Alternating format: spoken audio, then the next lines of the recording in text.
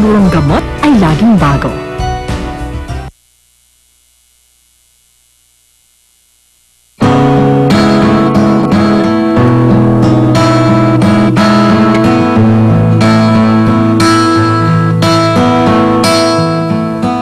morning mga kaigan, 9 na po ng Pebrero, taong 2011, bagong araw na naman ng Kapuso Month. At mamaya abangan nyo ang patuloy natin paghanda para sa araw na mga puso. Pero bago po yan, seryosong usapin muna tayo at nakaantabay pa rin ang buong bansa sa mga balita tungkol sa pagkamatay ni dating AFP Chief of Staff at Defense Secretary General Angelo Reyes kahapon. Kagabi nga po, nagsana po magdating na mabisita sa burol ni dating AFP Chief of Staff General Angelo Reyes sa Ascension Chapel sa Araneta Avenue, Quezon City. Isa sa mga unang dumalo po ang dating Pangulo at ngayon ay kongresista na si Gloria Macapagal Arroyo. Kasama rin niya ang kanyang mister na si dating First Gentleman Mike Arroyo. Matapos ito, sunod-sunod nang nagdatingan ng mga kasamahan sa kabinete ni Secretary Reyes tulad ni dating DSWD at Health Secretary Esperanza Cabral, dating DOJ Secretary Agnes de Veradera, dating NEDA Director Romulo Neri. Dumating din po ang dating congressman na si Prospero Pichay. Mahigpit na pinagbawalan ng pagpasok ng media sa mismong burol ng yumaong general. At muling pakiusap ng pamilya, bigyan muna sila ng privacy para ipagluksa ang pagkawala ng kanilang mahal sa buhay. Alamin na po natin latest sa burol ni dating AFP Chief at naglingkod po sa gabinete ni Pangulong Gloria na si Secretary Angelo Reyes mula sa Session Chapel sa Araneta Avenue, Quezon City. May live report si Susan Enriquez. Susan? Arnold, sa mga oras ito, wala pa tayong mga namamataan na mga importanteng tao na dumadalaw dito sa burol nitong si dating AFP at DND Secretary Angelo Reyes. Ano? At syempre, tulad kahapon, yung naunang patakaran, bawal po sa loob ang media, kaya hanggang dito lamang tayo sa gate ng Ascension, Columbari. At ilan po sa mga dumalaw dito sa burol nito si Reyes ay itong si Supreme Court Chief Justice Renato Corona, maging itong si dating NEDA Director Romulo Neri ay dumalaw rin dito at sa kanyang pahayag, sinabi niya na lubha rin siyang nabigla sa pangyayari dahil nung siya ay humaharap pa rin sa pagdinig ng Senate hearing kaugnay ng NBNZDE deal. Sinabi niya na ito pang si Reyes ang nagbigay sa kanya ng payo na magpakatatag ito. At ilan pa rin sa mga dumalaw dito itong si Congressman Prospero Pichay na pinabulaanan ang mga paratang sa kanya na siya ay nakinabang dito sa sinasabing anomalya sa sandatahang lakas ng Pilipinas. Maging itong si dating PIDEA Director Dionisio Santiago ay dumalaw rin at nagsabi nga na nabigla rin siya dahil nung isang linggo ay nakausap pa niya itong si Reyes at parang nagkaroon sila ng pag-uusap at humingi pa rin daw ito ng payo at sinabihan niya na wala naman daw mawawala kung siya ay magiging mapagpakumbaba. Humility is a virtue. Ito mga raw ang sinabi nitong si Dionisio Santiago dito kay Angelo Reyes. Ilan pa rin sa mga dumating dito, sina Presidential Legal Advisor Gabriel Claudio, maging itong si retired Colonel Ligot ay dumating din kagabi. Nakita rin natin siya nung dumating dito kasama ang kanyang may bahay.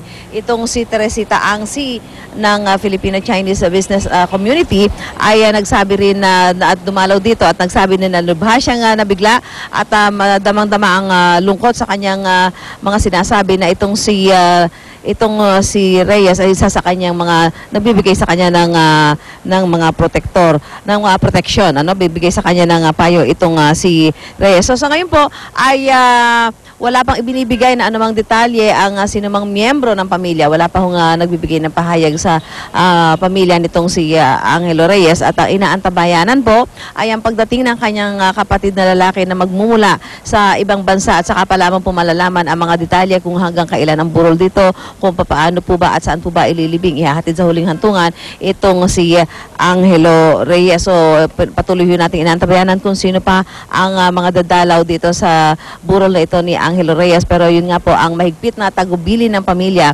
Hindi po nila tatanggapin ang sino mga dadalaw dito na sinasabi nilang nanira at nag-akusa na siyang umanong sumira sa pangalan nitong si Angelo Reyes. Arnold?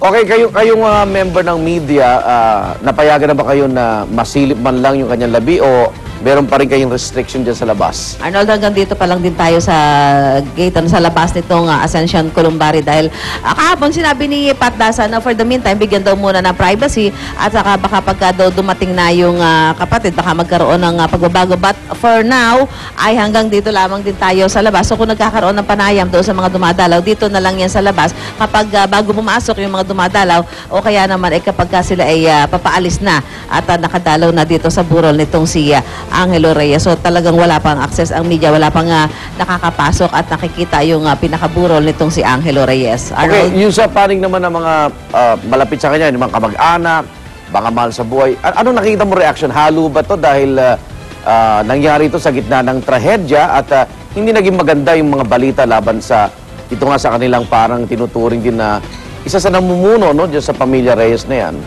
Alam mo, Arnold, kasi wala pa tayong nakakausap na pinaka yung parang halimbawa yung anak man lang, yung asawa, hindi pa natin sila nasisilayan, hindi pa rin natin sila nakakausap. Actually, ang nagbibigay pa nga lang naman ng pahayag ay itong si Pat Daza na siya ang tayong tagapagsalita ngayon ng pamilya Reyes. Pero syempre, pagka nakikita natin dumadating dito yung mga kaibigan, talagang mahahalata mo sa kanila yung matinding lungkot at pagkabigla, yung ibang dumarating dito na parang malalaman mo lamang ng mga kamag-anak, makikita mo na namumugto yung kanilang mga mata, pero talagang mailap sila sa pagbibigay ng anumang pahayag sa mga miyembro ng media na nag-aantabay dito at naghihintay ng magiging pahayag mula sa mga malalapit na pamilya nitong si Angelo Reyes. So talagang sabi nga nila, talagang devastated ang pamilya nitong si Angelo Reyes, kaya wala pa silang ibinibigay na anumang pahayag sa mga naghihintay dito mga miyembro ng media. Arnold? Okay, maraming salamat, Susan Enriquez. Kahapon nga po ay naging bala ang marami sa pagpanaw ni dating Secretary Angelo Reyes. Alas 7 ng umaga kahapon nang dumalaw si Reyes sa puntod ng kanyang ina sa Loyola Memorial Park sa Marikina City. Kwento po ng ilang saksi, may tumawag daw sa telepono na ikinabalisa ni Reyes. Dito na raw sumenyas ang general sa mga kasama niyang anak, bodyguard at aide na iwan muna siya. At nang makalayo umano ang mga ito, tsaka na po siya naglabas ng .45 caliber pistol ang general at binaril ang sarili sa dibdib gamit ang kaliwang kamay. Bakas pa ang dugo ni Reyes sa lapida ng kanyang ina. At matapos ito, agad isinugod sa Quirino Memorial Medical Center si General Reyes. Ayon sa mga doktor, wala ng buhay nang isugod si Reyes sa ospital dakong alas 7:45 ng umaga. Sinubukan pa hong i-resuscitate ng mga doktor si Reyes ng 45 minuto pero nabigo sila. At pagdating ng 8:32 ng umaga, idineklarang patay na si General Reyes mula sa isang tama ng bala sa kaliwang bahagi ng kanyang dibdib. Batay sa inisyal na investigasyon ng mga pulis, self-inflicted o kagagawan mismo ni Reyes ang tama ng bala na kumitil sa kanyang buhay. Sa isang 45 kalibreng baril galing ang bala. Batay na rin sa natagpo ang basyon ng bala sa puntod. Pero ang baril hindi pa nakikita. I-autopsiya pa sana si Reyes para matiyak kung malapitan o galing sa malayo ang bala. Pero hindi muna ito itinuloy dahil sa hiling ng kanyang pamilya. Naglabas naman ng opisyal na pahayag ang pamilya ni dating AFP Chief of Staff Angelo Reyes, lalo sa gitna ng sunod-sunod na batikos sa dating general. Muling humingi ng privacy ang pamilya para ipagluksa ang pagkamatay ng kanilang mahal sa buhay. At ayon sa pamilya, ang kanilang padre de pamilya isang mapagmahal na asawa at dedicated na ama.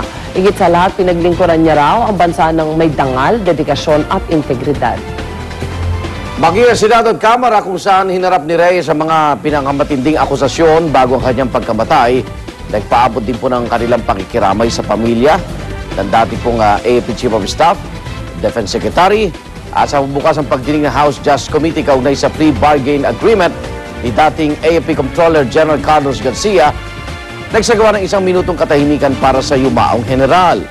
Sa gitna ng pagdinig, hiniling naman ni Congressman Rufus Rodriguez na itigil muna ang pagdinig pero sa botong 16-5 na naiga mga nais ipagpatuloy ito. At sa pagsalang muli ng whistleblower at COA auditor na si Heidi Mendoza, inihag din niya ang kanyang pakikiramay. Hindi raw niya inaasahan ang trahedyang maaaring naging epekto ng kanyang pagbubunyag. Pero sa executive session ng komite, itinigil ang pagdinig. Sapat na raw kasi mga nakuha nila impormasyon para sa gagawing committee report.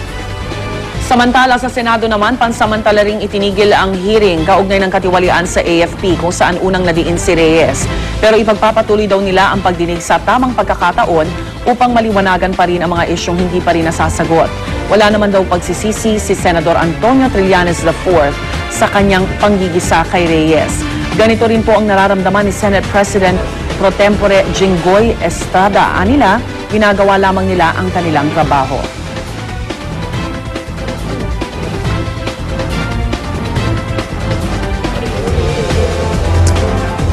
At narito naman po ang ibang mga balitang dapat yung malaman